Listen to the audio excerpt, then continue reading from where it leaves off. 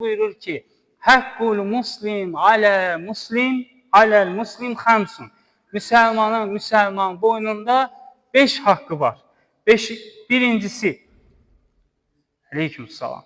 Rəddus səlam. Aleykümsalam. Birinci haqq budur ki, müsəlman salam verdiyi zaman salamın cavabını alır. Salamın cavabını almaq vacib.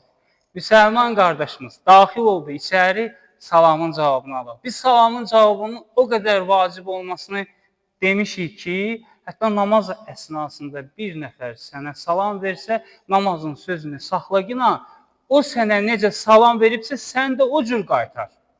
Salamun aleykum deyib, sən də salamun aleykum deyib.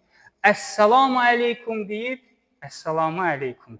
Amma daha sonra axşamınız xeyir, sabahınız xeyir, günortanız xeyir. Bu cürdə daha lazım deyil. Amma salamın cavabını Peyğəmbərimiz buyurur ki, Rəddus səlam, salamın cavabını almaq vacibdir. Salamın cavabını almaq vacibdir. Daha sonra, bir dənə də bu məsələni deyim mən.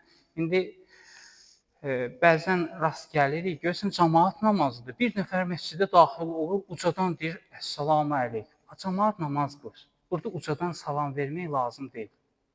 Çünki sənin salamın cavabını almaq üçün cəmaat gəlir namazın sözünü kəssin, sənin salamın cavabını alsın. Ona görə elə bir halda daxil oldunuz məscidə yaxud hər hansısa bir yerə, gördünüz cəmaat namazla məşğuldur, ibadətlə məşğuldur, uca səslə salam verməyin. Asta səslə salam verin, məscidə salamlayın. Bax bu cür.